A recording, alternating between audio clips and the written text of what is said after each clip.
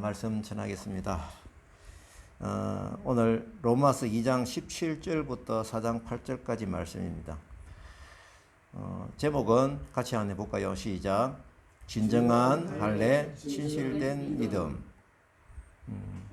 제가 성경을 굵은 글씨 위주로 읽겠습니다. 유대인이라 불리는 네가 율법을 의지하며 하나님을 자랑하며 하나님의 뜻을 알고 지극히 선한 것을 분간하며 맹인의 길을 인도하는 자요 어둠에 있는 자의 빛이요 율법에 또 진리의 모본을 가진 자로서 어린 아이의 선생이라고 스스로 믿으니 그러면 다른 사람을 가르치는 너가 내 자신을 가르치지 아니하느냐? 도둑질하지 마라. 선포하는 내가 도둑질하느냐? 간음하지 말라 말하는 네가 간음하느냐? 율법을 자랑하는 네가 율법을 범함으로 하나님을 욕되게 하느냐? 율법을 범하면 내 할례는 무할례가 되느니라. 그런즉 무할례자가 율법의 규례를 지키면 그 무할례를 할례와 같이 여길 것이 아니냐? 무릇 표면적 유대인이 유대인이 아니요 표면적 육신의 할례가 할례가 아니니라. 할례는 마음에 할지니 영에 있고 율법 조문에 있지 아니한 것이라. 아멘. 말씀이 알듯하면서도 좀 어려운 내용이 참 많습니다. 그래서 제가 이 로마서를 묵상하고 메모하면서 또 여러분들 말씀을 증언하기 위해서 준비를 하면서 깨닫는 것이 양이 다시 말하면 댐에 지금 들어오는 물이 너무 많은 거예요. 근데 지금 이제 일주일 동안의 분량을 하기에는 시간이 많이 걸려서 제가 조금씩 짧게 자르기도 합니다. 오늘 말씀을 전하기 전에 우리가 지금 가지고 있는 특권이 혹시 무엇이 있습니까? 한번 생각해 보십시오. 자기 자신이 가지고 있는 특권, 또 나를 자랑스럽게는 내가 생각하는 자랑거리, 이런 것 스스로 한번 생각을 해 보십시다. 그리고 또한 이 특권과 이 자랑이 좀 하나님하고 연결되어 있느냐라는 것입니다. 또 더불어 하나님과 연결되어 있다고 생각하더라도 정말 진실되게 하나님이 기뻐하실 연결이냐, 이거를 좀 우리가 한번 생각을 해 봐야 됩니다. 오늘 우리가 말씀해 보게 되면은 먼저 17절부터 20절까지 말씀을 이제 보시면서 우리가 좀 보도록 하겠는데요. 유대인들은 하나님으로부터 율법을 부여받은 특권을 누리고 있습니다. 그걸 충분히 보이죠. 그래서 이들은 이 특권을 자랑하기도 하지만 특별히 또 이 특권을 받지 못한 이방인들을 경멸하기도 합니다. 이러한 우월감을 가지고 하나님께 또 감사하고도 있어요.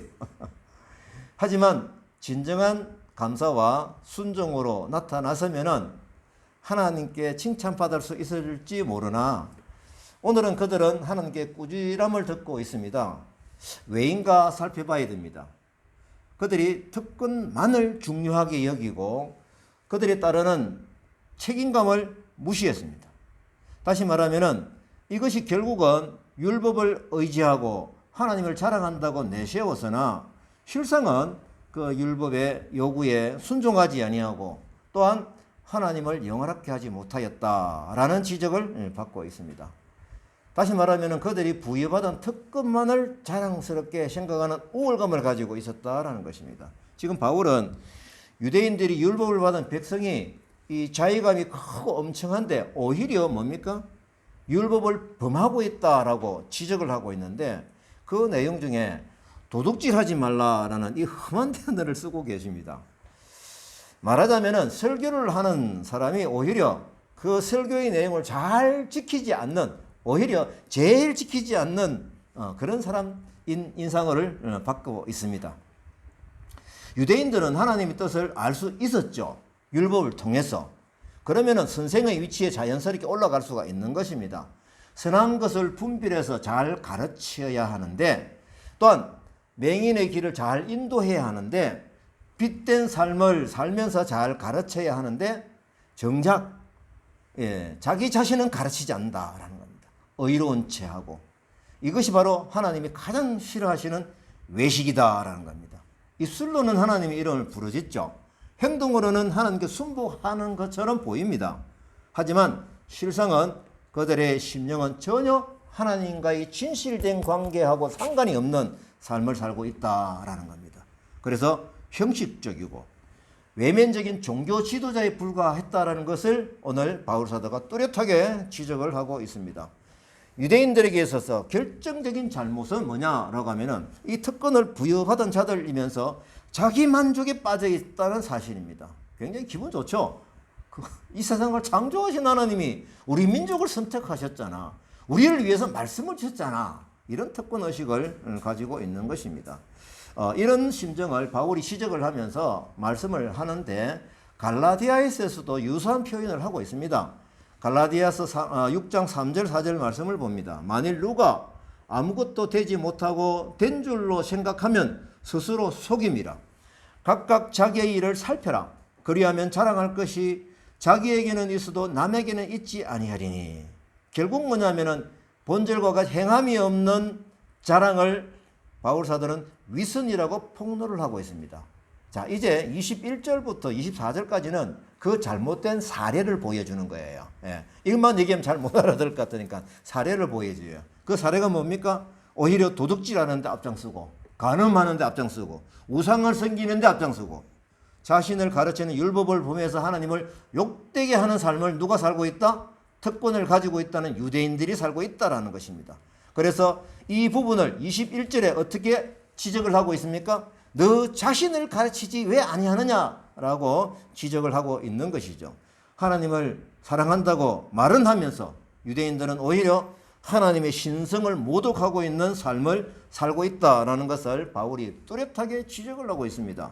자, 이제 25절부터 29절까지 말씀을 보게 되면은 어떤 내용이 나오느냐라고 하면은 유대인들이 이 잘못된 행실을 하고 있는 그 이유가 뭐냐? 또 다른 자랑을 하고 있는 그 자랑이 뭐냐? 뭐 때문에 이 사람들이 자의감을 가지고 있느냐라고 하는 것은 할례의 문제로 지적을 하고 있다랍니다. 여러분들 아시는 대로 유대인들은 율법을 온전하게 받았죠. 그리고 할례를 하나님께서 명하셔가지고 할례를 행함으로써 특별히 그들은 이방인과 구별된 우월감을 가지고 저희들이 하나님과의 관계를 맺고 있었습니다. 이뿐 아니라 유대인들은 이 할례 자체가 하나님 백성이 되는 조건이라고 단정을 한 것이죠. 그래서 구원받는 조건은 뭡니까? 할례를 받아야 한다라는 것으로 오해를 하고 있었다라는 것입니다. 그래서 유대인들은 할례를 구원을 받는 따놓은 당상이다, 당연한 거다라고 생각을 했다라고 합니다. 제가 기록을 뒤져보니까 유대교의 전성에 따르면 어떤 글이 있느냐, 이 할례에 대해서 지옥문 옆에 앉았을지라도 할례 받은 사람은 아무도 지옥에 떨어지지 않도록 아브라함이 책임을 져준다. 이런 내용의 교훈이 그들 가지고 있다라는 것입니다. 이런 내용을 볼 때 이들이 할례에 대해서 얼마나 잘못된 생각을 가지고 있는지, 하나님의 법을 오히려 무시하는지 이것을 알 수가 있다라는 것입니다. 바울은 이것 때문에 형식적인 유대인의 할례는 뭐하고 같다? 무할례와 같다라고 선포를 하는 것입니다. 이거는 혁명적인 선포죠. 우리들이 들으면 아 그렇구나 라고 들을 수 있지만은 정말 할례를 구원의 조건, 중요한 조건으로 생각하고 있는 이 유대인들에게 그런 할례는, 형식적인 할례는 무할례와 같다, 이렇게 그들 앞에서 선포할 때 그들이 어떤 것을 느끼겠느냐는, 이는 혁명적인 선언입니다. 그래서 바울은 이 선포를 하면서 그들의 신앙적인 결단을 요구하고 있습니다. 진실된 할례와 진실된 신앙생활, 진실된 하나님과의 관계를 요구하고 있다라는 것입니다. 자, 이제 이 말씀을 볼 때 우리에게는 비슷한 모습이 없습니까? 우리가 가지고 있는 특권이 뭔지, 우리가 가지고 있는 이 낭만의 특별한 어떤 달란트가 뭔지, 이것을 스스로 생각하는 게 조금씩은 있을 거 아닙니까? 그러면은 오늘 이 문제를 나의 문제로 한번 돌아볼 수 있는 기회를 가지자라는 것입니다. 먼저 우리가 예수님의 말씀, 나더러 주여 주여 하는 자마다 다 천국에 들어갈 것이 아니다. 지금 이 부분을 지적하는 것 내용이 비슷한 거예요. 다만 어떤 사람이 하늘에 계신 내 아버지의 뜻대로 행하는 자라야 들어가리라. 하나님의 뜻대로 행하는 자라야 들어간다라는 것입니다. 자, 이런 측면에서 우리는 바울의 메시지를 잘 들어야 됩니다. 바울의 시각으로 보게 되면은 요즘 한국 교회 이미 신자들이 사실 많이 걱정이 돼. 이건 정말 제 얘기가 아니고요. 요즘 전체적인 신앙적인 여론이 다 그렇습니다. 하지만 그런 걸 다 접어두고 먼저 나를 한번 쳐다보도록 하십시다. 내 신앙생활의 관록을 보면서 율법적인 특권을, 그런 의식을 가지고 있지는 않았습니까? 내가 얼마나 교회에서 오래 생활했는데, 내가 교회에서 얼마나 교육을 받았는데, 내가 내는 11주가 얼마인데, 내가 교회에서 얼마나 많이 섬겼는데, 이런 부분을 스스로 자의하면서 만족을 느끼고, 다시 말하면 할례를 받은 유대인들이 그 특권처럼 생각하지는 않았냐는 것입니다. 우리는 이런 부분을 내려놓아야 합니다. 바울 사도의 오늘 뚜렷한 이 진리 말씀에 들어가서 회개하며 돌아서야 되는 것입니다. 내 신앙 관록과 마일리지로 쌓았던 그런 있던 실적들, 이런 부분들은 다 내려놓아야 됩니다. 그것을 내쉬우면 안 된다는 것입니다. 이제 로마서 3장 1절부터 8절 말씀을 봅니다. 제목을 제가 인간의 불의를 심판하시는 의로우신 하나님입니다. 이런 죄를 지적하시면 하나님께서 분명히 이것을 지적하면서 심판을 하신다라는 그런 배경을 가지고 이들에게 얘기를 하는 것이죠. 다시 말하면 심판으로 영벌을 갈 수 있는 그 길을 다시 유턴해서 영생의 길로 다시 돌아오려는 간절함이 여기에 들어 있는 것입니다. 성경 읽겠습니다. 그런즉 유대인의 나음이 무엇이며 할례의 유익이 무엇이냐, 뚜렷이 지적하는 것이 보이죠. 우선은 그들이 하나님의 말씀을 맡았지 않느냐 이거죠. 또 어떤 자들이 믿지 아니하였으면 어찌하리요. 그 믿지 아니함이 하나님의 믿으심을 피하겠느냐? 그럴 수 없느니라. 사람은 다 거짓되되 그러나 우리 불의가 하나님의 의를 드러내게 하면 진노를 내리시는 하나님이 불의하시냐? 만일 그래하면 하나님께서 어찌 세상을 심판하시리요.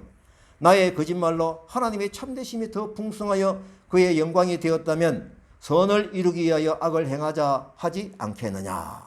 좀 말씀이 좀 어렵죠? 말씀드리겠습니다. 먼저 3장 1절 2절 말씀을 봅니다. 이거는 우리가 알 수 있어요. 지금까지 할례의 무효성을 주장한 유대인을 지적하던 것을 잠시 멈추고 유대인이 가지고 있는 우선순위와 우월성에 대해서 지적을 하고 있는 것입니다. 일단 바울이 유대인에게 유익이 있는 것을 인정을 합니다. 어떤 유익이 있었나요? 직접 하나님의 말씀을 받았잖아요. 그들은 계명을 받았거든요. 또 2절이 뭡니까? 맡았음이라는 표현이 나옵니다.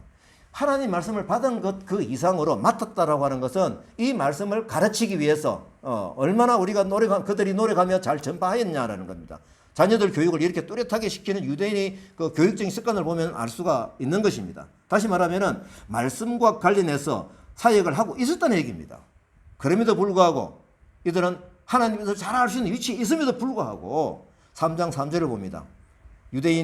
바울은 유대인에게 주어진 이 특권을 완전히 무시하지는 않는다는 것입니다. 동시에 그 특권 속에 무한한 것을 기대했기 때문에 이게 중요합니다. 하나님은 얼마나 기대했을까요?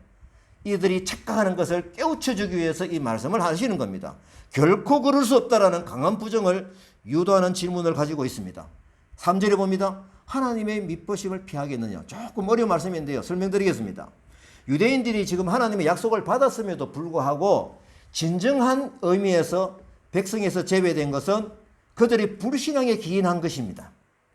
결국 뭐냐면 하나님께서 주신 약속에 신실하지 못했다라는 것입니다. 그래서 3장 4절에서 8절 말씀을 보게 되면은 불의를 심판하시는 하나님은 의롭고 참되시다라는 전제를 깔고 있습니다. 결국은 뭐냐? 4절에 보면은 사람은 다 거짓되다라는 것입니다. 모든 사람이 거짓되다라는 것은 인간의 불의함, 신실하지 못한 그런 의미를 포함하고 있는 것이죠. 나중에 나옵니다만은 로마서 3장 23절 아주 유명한 말씀이죠. 모든 사람이 죄를 범하였으며 하나님의 영광에 이르지 못하더라 라는 바로 이 말씀입니다. 그러나 7절 말씀해 봅니다. 오직 하나님은 참되시다입니다. 인간이 가진 거짓과 불의는 참되신 하나님 자기 소욕에 따라 마음대로 판단하려는 그 제약된 생각을 드러나는 것입니다. 자기가 그냥 하나님을 판단해버려요.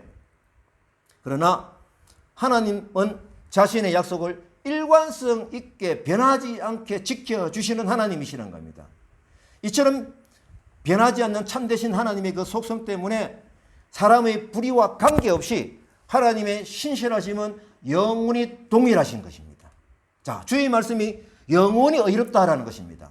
이 의로움 때문에 사람의 죄악이 드러나게 된다는 것이죠. 그러면 이 판단 기준은 무엇입니까? 진리인 하나님의 말씀인 겁니다. 그래서 5절 말씀해 봅니다. 인간의 불의는 오히려 하나님의 의를 드러낸다라고 하는 것이죠. 자, 그러면 여러분들 하나님의 의가 드러나는 종착점은 어디일까요? 언제입니까? 어느 때입니까? 하나님의 의가 궁극적으로 뚜렷하게 드러나는 종착점은 어디입니까? 바로 심판 때입니다. 이거는 분명히 드러날 것입니다.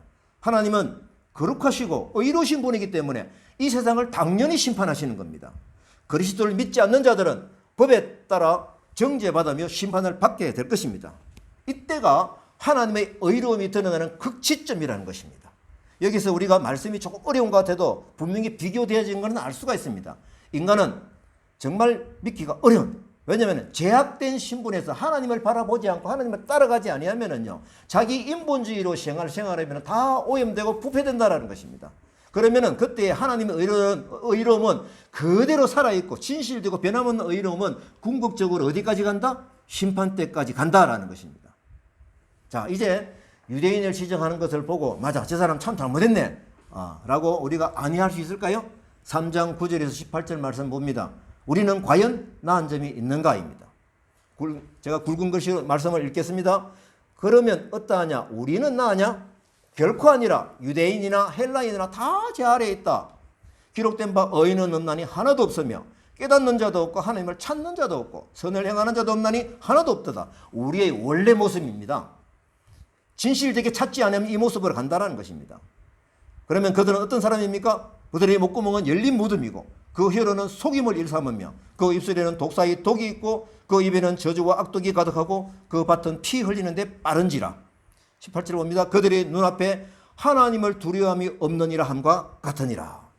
로마서 3장 9절 18절 말씀은 결국은 하나님을 두려워하지 않는 그 인생, 실제로 말씀을 받아 가까이 있다 하더라도 그들이 교회 사역을 한다 하더라도 진정으로 하나님의 신앙에 들어가지 아니하고 하나님 말씀에 깊이 있는 이 두려움을 인식하지 못하고 자기대로 신앙생활을 하고 있다면 오늘 말씀을 깊이 새겨들어야 할 것입니다. 바울은 유대인의 신앙을 위선을 엄격하게 지적을 하고 났습니다. 과연 그러면 우리는 불의가 없느냐? 우리는 거짓말을 하지 않느냐? 유대인보다 나으냐?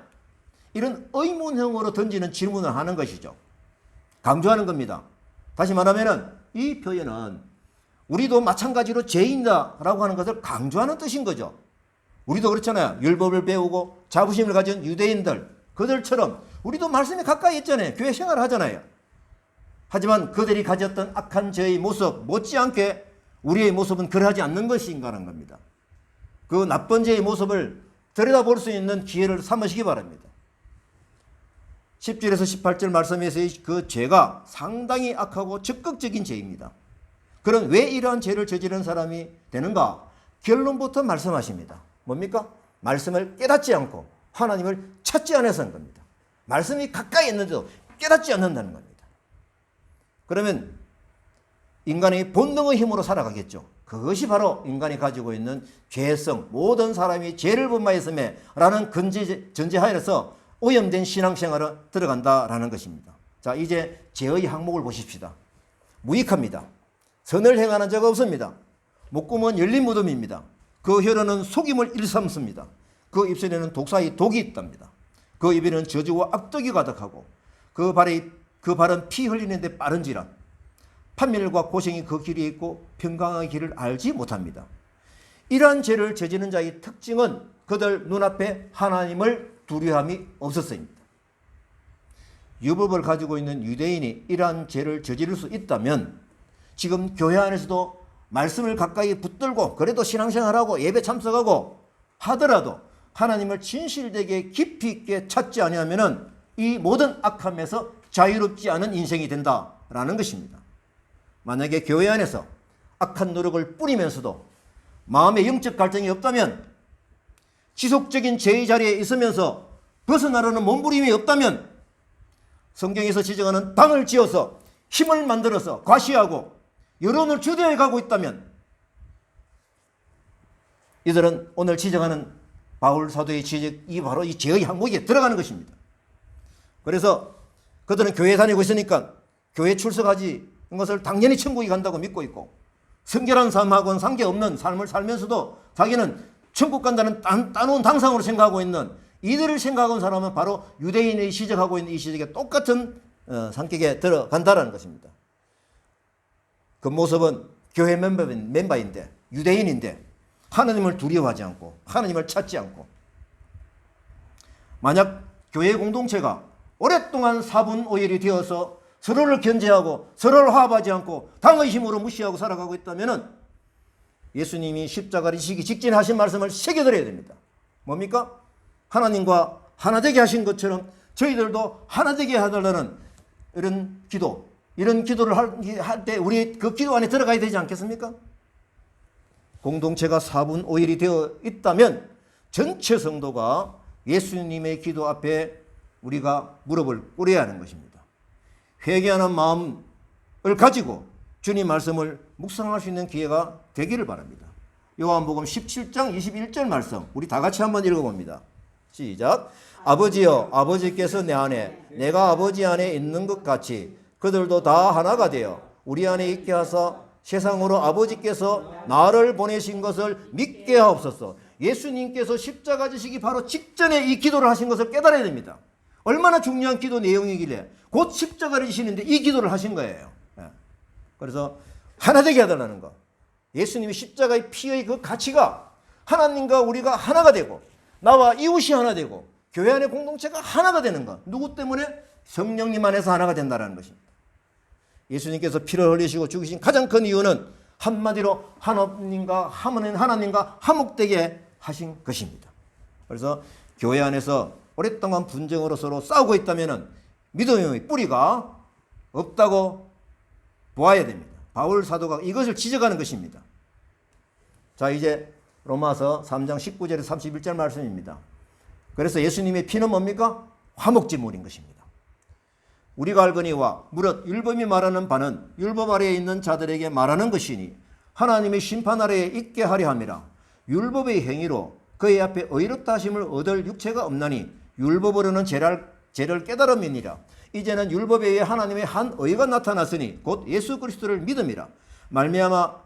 믿음으로 말미암아 모든 믿는 자에게 미치는 하나님의 의인이 차별이 없느니라. 모든 사람이 죄를 범하였으며 하나님의 영광이 이르지 못하더니 그리스도 예수 안에 있는 속량으로 말미암아 하나님의 은혜로 값없이 의롭다 하심을 얻은 자 되었느니라. 이 예수를 하나님이 그의 피로서 믿음으로 말미암는 화목제물로 세우셨으니 피로서 믿음으로 말미암는 화목제물로 세우셨으니 이는 하나님께서 길이 참으시는 중에 전에 지은 죄를 간과하심으로 자기의 의로우심을 나타내려 하심이니 심판을 의미하는 거죠.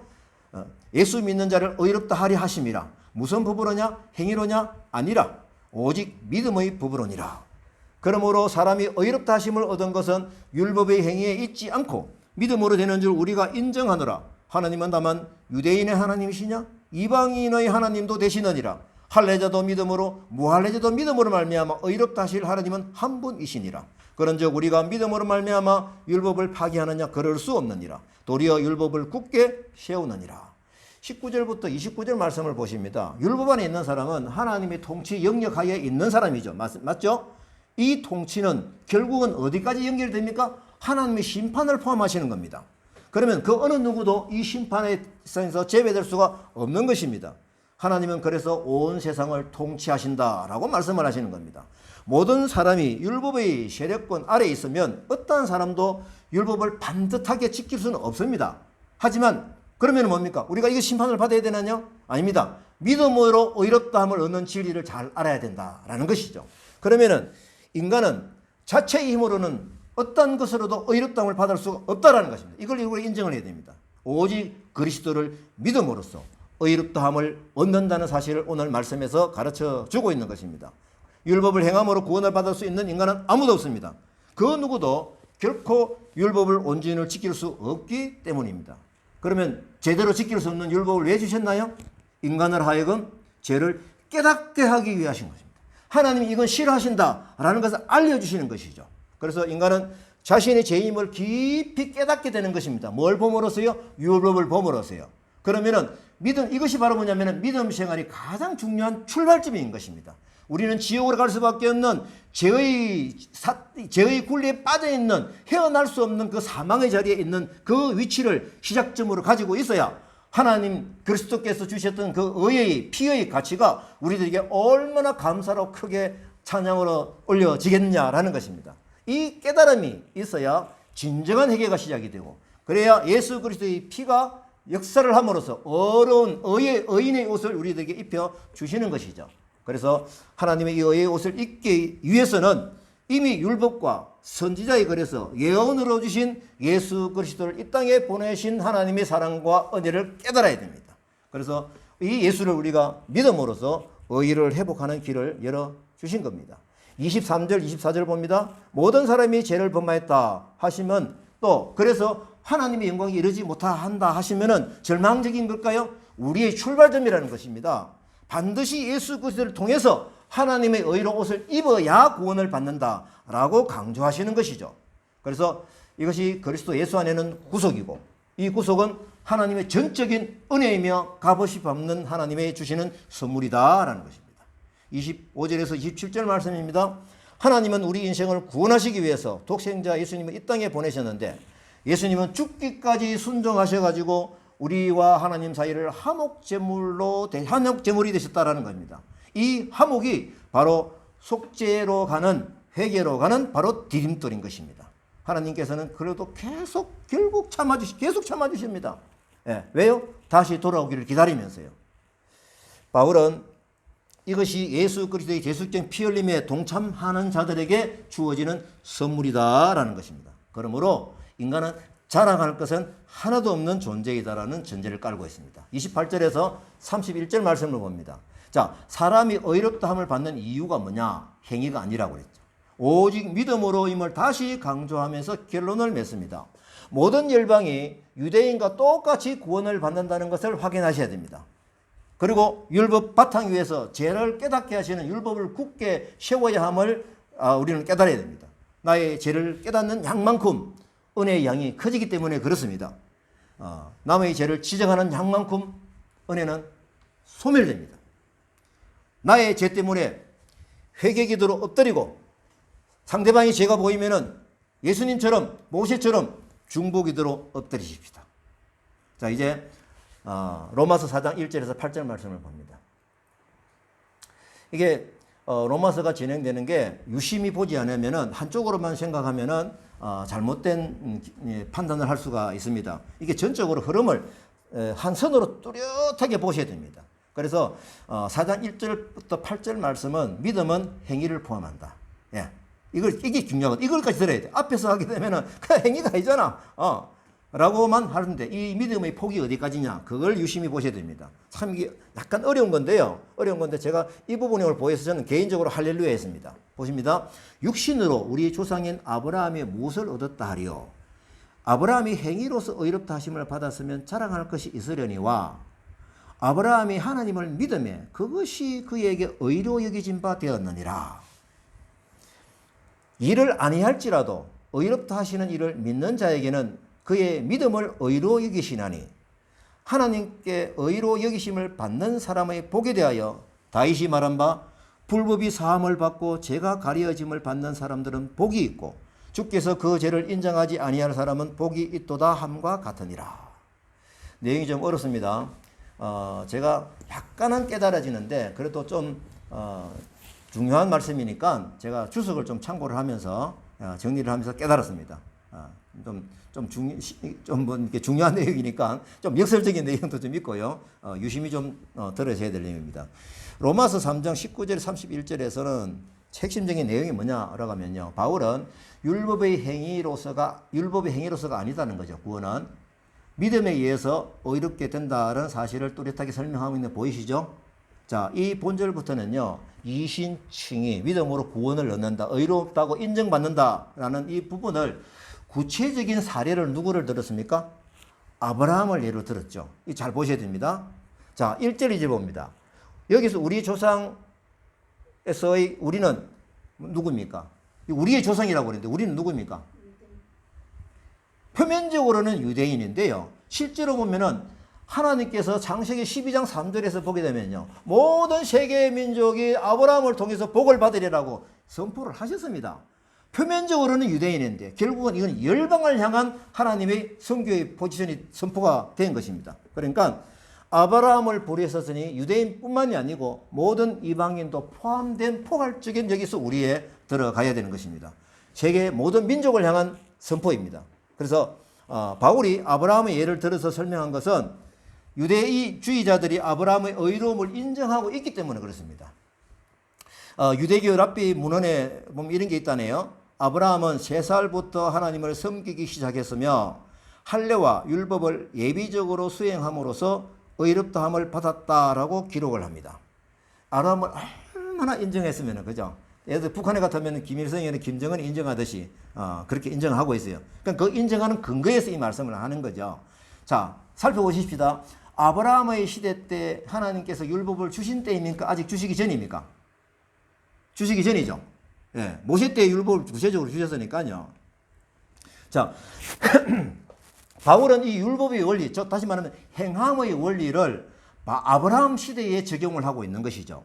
15장 6절에 보면 이런 말씀이 있습니다. 아브라함이 여호와를 믿음이 여호와께서 이를 그의 의로 여기시고입니다. 이로써 바울은 믿음의 원리가 그리스도로부터 시작된 것이 아니라 어디입니까? 이미 율법이 주어지기 이전부터 시작된 것을 우리가 알 수가 있다는 겁니다.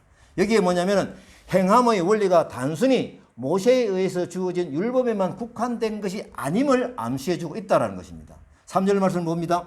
아브라함이 하나님을 믿음의 구절은 엄격한 의미에서 뭡니까? 야고보서 2장 21절 말씀을 봅니다. 우리 조상 아브라함이 그의 아들 이삭을 제단을 바칠 때에 행함으로 의롭다 하심을 받은 것이 아니냐. 이러하고 관계된 말씀으로 보아야 됩니다. 다시 말하면 야고보는 믿음에 따르는 삶, 다시 말하는 행함을 포함해서 믿음이라고 강조하고 있는 것입니다. 4, 5절을 봅니다. 하지만 행위 구원론은 배척을 합니다. 잘 보셔야 되거든요. 일하는 자에게는 삭시 은혜로 여겨지지 않고 보수로 여겨진다라고 하는 것은 뭡니까? 행함으로 의롭다고 되려는 자는 잘못을 지적하고 있는 것입니다. 여기서 오로지 행위의 주체인 자신의 자랑만이 존재할 뿐이다 라고 하는 것이죠. 5절에 봅니다. 이를 아니할지라도 그의 믿음을 의로 여기시나니, 행함으로 의롭게 되려는 자를 배척하는 말씀입니다. 그러면은 3절, 5절 그 말씀을 연속해서 같이 봅니다. 이 중요한 것을 놓치지 말아야 되거든요. 행위 구원론은 아닌데 하나님이 의로운 활동과 관련된 믿음을 배척하지 말아야 된다는 것입니다. 그래서 아브라함이 행함으로 믿음을 강조한 것입니다. 다시 말하면 믿음의 폭이 넓은 것입니다. 이 말씀을 이해하기 위해서 제가 몇 번 강조를 하는 건데요. 기독교 학년 100년 한국대회에서 옥하는 목사님이 설교 중에 이런 말씀을 하셨습니다. 복음에는 양면성이 있습니다. 믿으면 구원을 받는다. 그러나 믿음의 진가는 순종으로 검증을 받아야 합니다. 믿음이 구원의 절대적인 요소라고 한다면 행위는 구원의 필연적인 요소입니다. 우리는 구원을 받기 위해서 순종하는 것이 아니라 구원 받았기 때문에 순종하는 사람들입니다. 그러므로 믿음과 행위는 따로 놓을 수가 없습니다. 6절 8절 말씀 봅니다. 하나님의 사람인 다윗이 하는 거죠. 죄를 용서받는 것이 복이다라고 한 것을 기록을 하고 있습니다. 그러면 이 내용이 뭔가 살펴보면요. 10편 31편 2편 1절에서 2절 말씀이거든요. 허물의 사함을 받고 자신의 죄가 가려진 자는 복이 있도다. 마음에 간사함이 없고 여호와께 정죄를 당하지 아니하는 자는 복이 있도다. 그리고 뭐냐면 죄를 용서받는 것이 복이다라고 선포한 것이죠. 자, 그러면 바울이 오직 믿음으로 구원을 받는다라고 한 믿음의 폭은 믿음에 따르는 행위를 포함한 것임을 우리는 확인을 해야 되는 것입니다. 믿는 자는 행위가 따르게 되어 있다는 것이죠. 그리고 야고보 사도도 이 믿음 자체를 무시한 것이 아닙니다. 믿음에 따르는 삶을 포함해서 믿음이라고 강조를 한 것이죠. 그래서 바울은 오직 믿음으로 구원받는다 하는 그 믿음을 드러나는 행위를 강조한 아브라함의 믿음을 예를 들고 있다라는 것입니다. 제가 이것을 보고 정말 이거구나 할렐루야라고 제가 개인적으로 참 받아들여서 기뻤던 적이 있습니다. 그래서 우리는 진실된 신앙생활이 뭐냐? 진실된 삶은 우리가 말씀을 받고 말씀대로 따라서 순종하는 삶으로 드러나야 된다라는 것입니다. 그래서 예수님의 마음이 있는 곳에 우리의 마음이 가야 되고, 예수님의 시선이 가는 곳에 우리의 시선이 가야 되고, 예수님이 발길을 머무는 곳이면 우리도 발길을 머물러야 한다는 것입니다. 이런 우리가 잘못이 깨달아지면은 회개기도 해야 되죠. 회개기도 하십시다. 이제 오늘 말씀을 제가 마칩니다. 말씀이 좀 어렵긴 한데 제가 개인적으로 이 말씀을 시간이 참 오래 걸렸어요. 그러면서도 하나님이 주시는 말씀의 뜻이 깨달아져서 다른 말씀에서 야고보서나 마태복음에서 말씀하시는 그런 모든 부분들하고 같이 일치된 믿음에 따르는 행위의 결과, 믿음에 따르는 순종의 행위, 이런 삶 이 중요하게 강조하고 있거라는 것을 깨닫게 되었습니다.